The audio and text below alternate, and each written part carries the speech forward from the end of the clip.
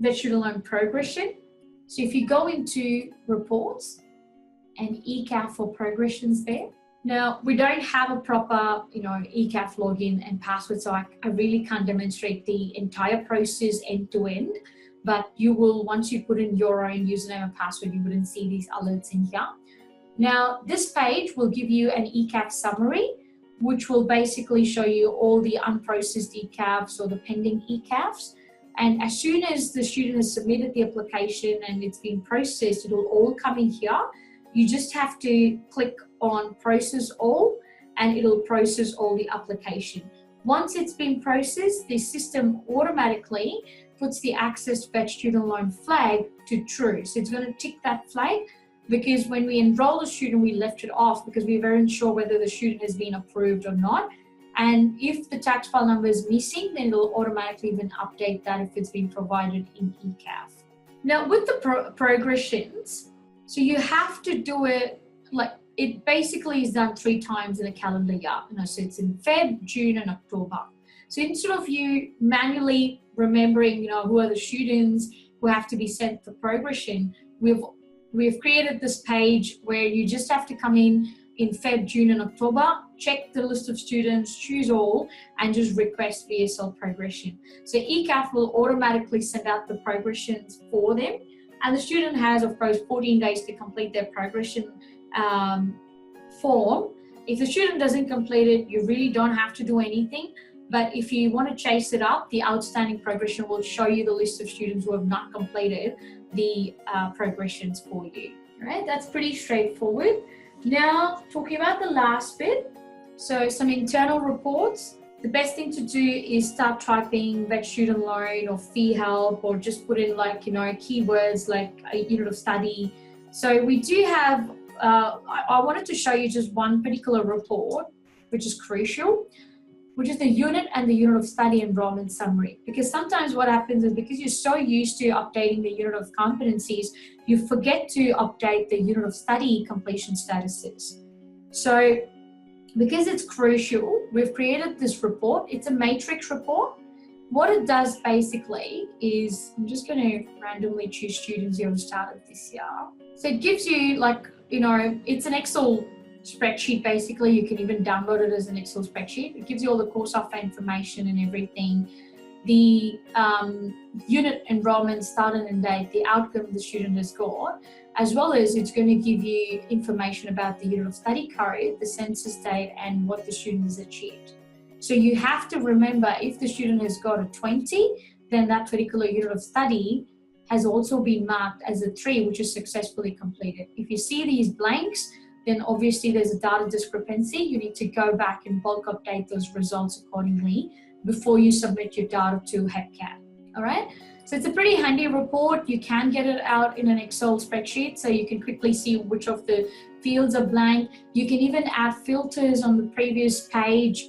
You can go put in a filter to say, all right, pick up only where the outcome code is not blank and completion status is blank. So it actually shows you, where the outcome has been marked and the completion status has not been marked, and things like that. So you can add your own filters to this report.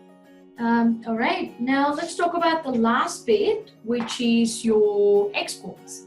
So under the reports, you come into exports.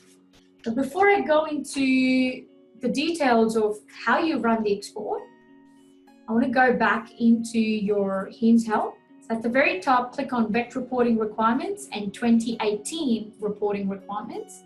So you have your Vet Data Collections 2018 reporting schedule here.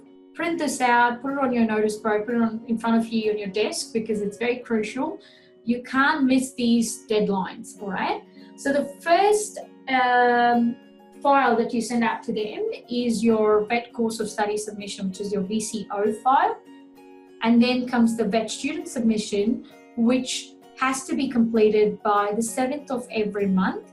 And this kind of contains the VEN, VLL, and VDU files, which stands for vet enrollment, vet loan liability, and vet help due file. So these 3 files are a combination of the student submission and, of course, your course completion. The course completion is also completed by the 7th of every month. Just your unit of study completions is a little different because that's done only 4 times a year, on the 7th of April, 7th of July, 7th of October, and 7th of Jan. All right. If there are any corrections, let's say, the student was an Australian citizen and you've put in a New Zealand citizen there, if there are any corrections like that, then you have to revise your data by the 7th of every month in HEPCAT. We don't handle revisions at the moment in WiseNet, so this is done directly in HEPCAT. All right, now let's go back into WiseNet. So under your VET student loan exports, you need to choose the files accordingly. So the VCL file, which is your course of study file, is only reported once a year, or if you have a new course that you have started, if you've enrolled students into a new course and you're submitting the data for the first time, that's when you need to rerun the VCL file. Otherwise, it's just done once a year. Then click Start, it'll automatically run the export for you. With the VLL, VEN, and VDU files, the best thing about the system is, you can choose records within a census date.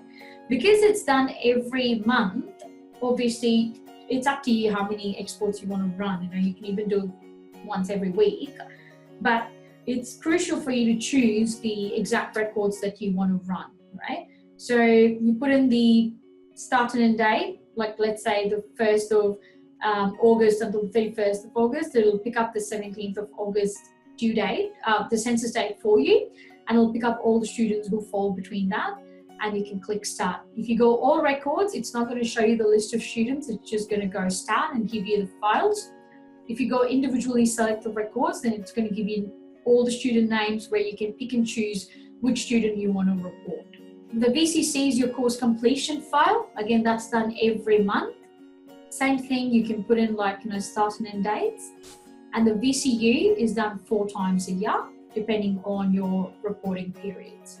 And all our files are ready for import. So as soon as you run it, it gives you the exact format that HEPCAT would take the exports in.